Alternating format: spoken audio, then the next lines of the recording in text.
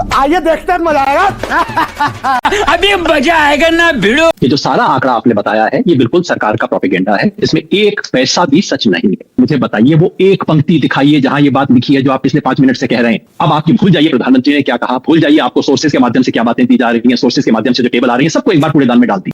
तो इस टेबल पे जो मैंने कहा है ये पीले रंग के जितने भी राज्य हैं ये सब वो हैं जिन्हें घाटा होगा, और नीले रंग वाले जो हैं उनकी संख्या अनुपात से बढ़ेगी। तो राहुल गांधी ने क्या कहा था, अरे ये तो डिलिमिटेशन का बहाना दे दिया, ये बेटी को लाएंगे नहीं सदन में। प्रियंका गांधी चिल्ला के बोलती अभी के अभी पारित करो। सोनिया जी ने भी यही कहा। अब हमने मान ली उनकी बात, अब क्या तकलीफ हो रही कि भारतीय जनता पार्टी जब 2023 में ये बिल पूरी तरीके से पास कर चुकी थी विपक्ष की सहमति के साथ, फिर उसे लागू क्यों नहीं किया? अभी राजीव गांधी जी के सपने की बात कर रही थी। अरे भाई राजीव गांधी जी का सपना है जो आज 15 लाख महिलाएं जो पंचायत का चुनाव है और जो नगर पालिका का चुनाव है उसमें आज प्रतिनिधित्व कर रही है भाई। A few moments later.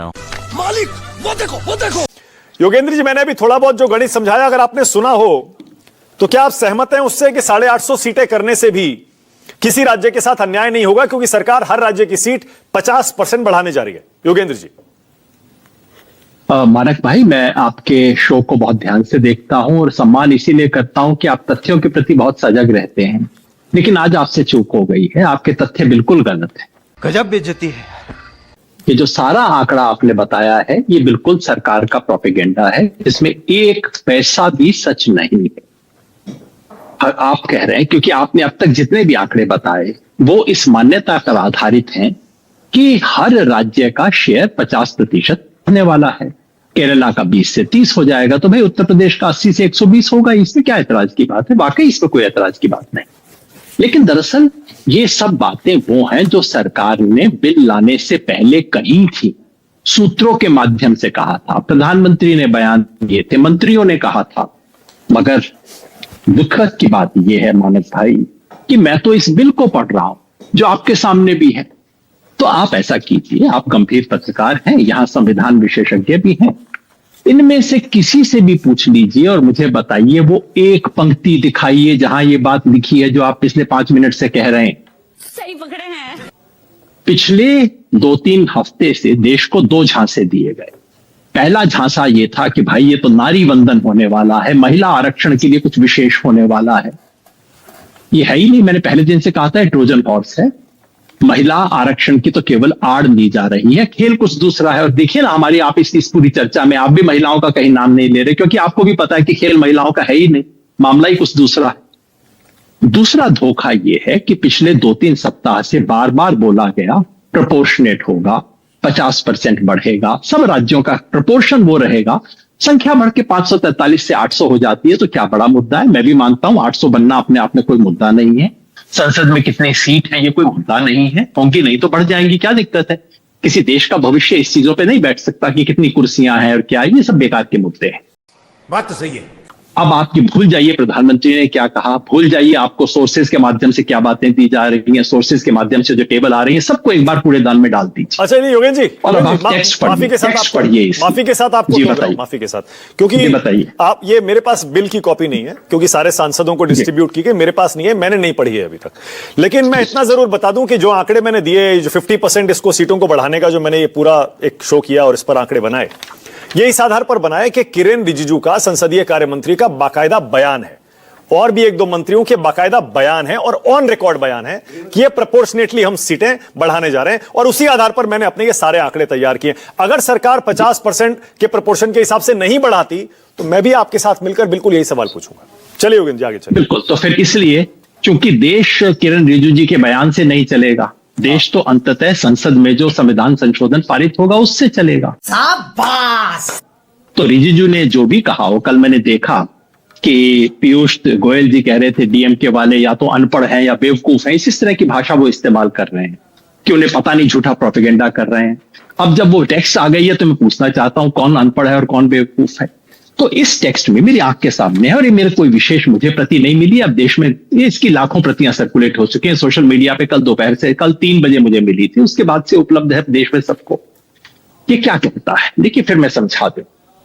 इस देश यहां संविधान का आर्टिकल 81 है जो कि कहता है कि संसद की लोकसभा की सीटें उस अनुपात में बांटी जाएंगी जिस अनुपात में जनसंख्या होगी, और हर 10 साल के बाद बांटी जाएगी। इस प्रावधान को 1975 में रोक दिया गया था।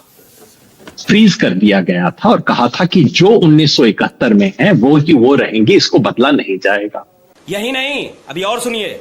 सरकार कानून के द्वारा तय करेगी कि किस सेंसस के आधार पर सीटों का बंटवारा हो। तो यह तो संविधान में परिवर्तन हो गया, मतलब 50% की बात कहीं नहीं लिखी गई है। जितना 50% छोड़ दीजिए, प्रोपोर्शन बचाए रखने की ये लिखा गया है कि नॉर्थ ईस्ट के स्टेट्स में आदिवासियों के लिए जितनी संख्या आज है उसके प्रोपोर्शन को डिस्टर्ब नहीं किया जाएगा, वो लिखा है। लेकिन बाकी किसी राज्य के लिए एक शब्द भी नहीं लिखा गया है। आर्टिकल 81, 82 और 55 में जो बदलाव हुए हैं उसके बाद कोई शक की गुंजाइश ही नहीं बचती है कि प्रोपोर्शन समाप्त हो गए हैं। 2011 की प्रोपोर्शन के हिसाब से होगा ये, और उसका परिणाम क्या होगा ये टेबल में ट्वीट कर चुका हूं, जिसको अभी तक किसी एक भी व्यक्ति ने डिस्प्यूट नहीं किया है। ये टेबल बताती है कि अंत होगा क्या। तू समझा? हाँ। नहीं, तू समझा नहीं। केरला की सीट 20 से 30 नहीं होने वाली है, 20 से 23 होंगी सिर्फ। तमिलनाडु की सीट 39 से 59 नहीं होने वाली है, केवल 50 होंगी। और बिहार की सीट 40 से 60 नहीं होने वाली है, 72 होंगी। उत्तर प्रदेश की सीट 80 से 120 नहीं होने वाली है, 138 होंगी, 132 भी नहीं, 138 होंगी। तो इस टेबल पे जो मैंने कहा है, ये पीले रंग के जितने भी राज्य हैं ये सब वो हैं जिन्हें घाटा होगा, और नीले रंग वाले जो हैं उनकी संख्या अनुपात से बढ़ेगी। संख्या तो सबकी बढ़ेगी, लॉलीपॉप तो हर एक के हाथ में रहेगा, लेकिन अनुपात में एक सवाल और, एक सवाल और जी। आपको ऐसा लगता है योगेंद्र जी, अगर मान लीजिए सरकार जो कह रही है कि हम 50% बढ़ाएंगे, 50% ही मान लीजिए होता है, मान लीजिए आप कह रहे हैं ऐसा नहीं होगा, चलिए मान लेते हैं, संसद में पता लग जाएगा अगले 2-3 दिन में। अगर 50% बढ़ाया जाता है तब आपको कोई दिक्कत तो नहीं है कि तब भी आप उसका विरोध करेंगे? अभी बदत है भाई, अभी बदत है। यदि सरकार अपने संशोधन में एक संशोधन लेके आती है तब हम इस पे चर्चा करेंगे। फिलहाल इसमें कोई संदेह की गुंजाइश नहीं है कि सरकार ये कह रही है। दूसरा, अगर उसके परसेंट सभी राज्यों का अनुपात बना के रखा जाए, जैसा मैंने शुरू में कहा 800 की लोकसभा हो जाए, मुझे कोई फर्क नहीं पड़ता। आप 2000 की लोकसभा बना लीजिए, वैसे भी चर्चा नहीं होती है, क्या फर्क पड़ता है, न सिर्फ संख्या ही गिनी जाती है, मीनिंगफुल चर्चा तो होनी बंद हो गई। आप 2000 की लोकसभा बना लीजिए, 3000 की बना लीजिए, मुझे कोई एतराज नहीं है। अनुपात डिस्टर्ब ना हो, यह महत्वपूर्ण बात है। और दूसरी एक चीज जो याद रखिए, जो मैंने बताया था, बहुत इंपॉर्टेंट बात है, अब तक ये फैसला संविधान में लिखा हुआ था और हर सरकार संविधान से बंधी हुई थी। अब इस संविधान संशोधन का एक प्रपोजल है कि इस टेक्स्ट को, इस इबारत को संविधान से निकाल के सामान्य कानून में ले आया जाए। क्या बात, ये बात है। मतलब क्या, आज की तारीख में मेजॉरिटी से, मतलब सिंपल मेजॉरिटी से चेंज हो जाएगा। आज विपक्ष के पास वीटो है, 1/3 वोट के आधार पे वो इसको रोक सकते हैं।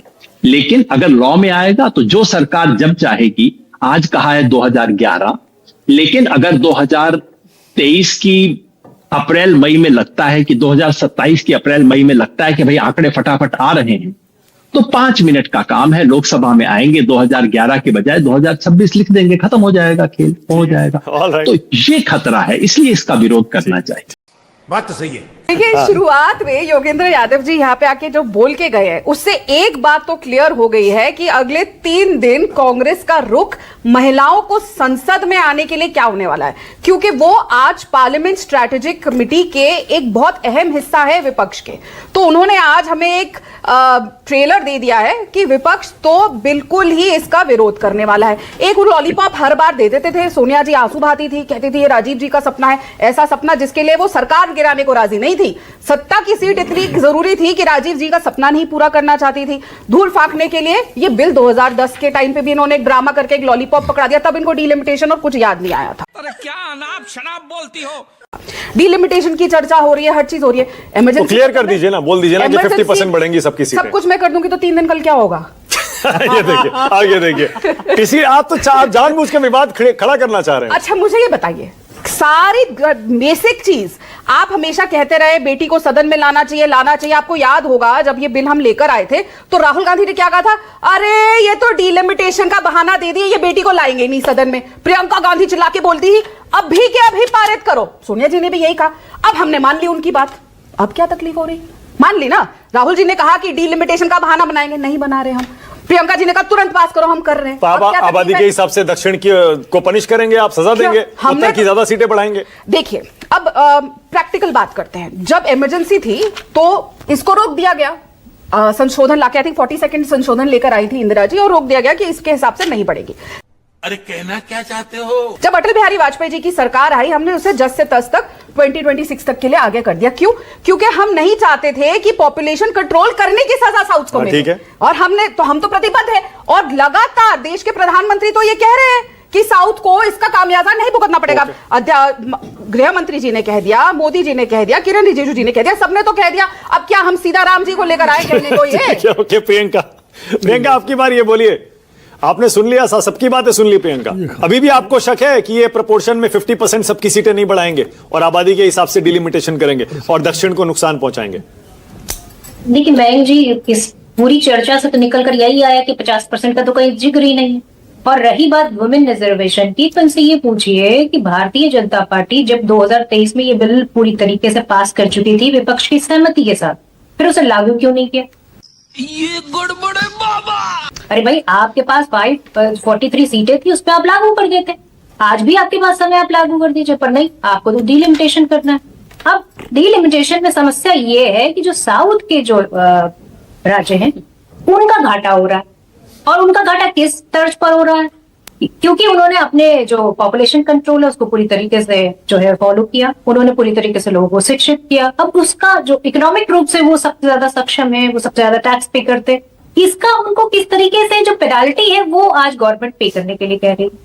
मैं उत्तर प्रदेश से आती हूँ, पर फिर मैं चाहती हूँ कि महिलाओं की भागीदारी जरूर होनी चाहिए। और सिर्फ यही नहीं, जो अभी राजीव गांधी जी के सपने की बात कर रही थी, अरे भाई, राजीव गांधी जी का सपना है जो आज 15 लाख महिलाएं जो पंचायत का चुनाव है और जो नगर पालिका का चुनाव है उसमें आज प्रतिनिधित्व कर रही है महिला।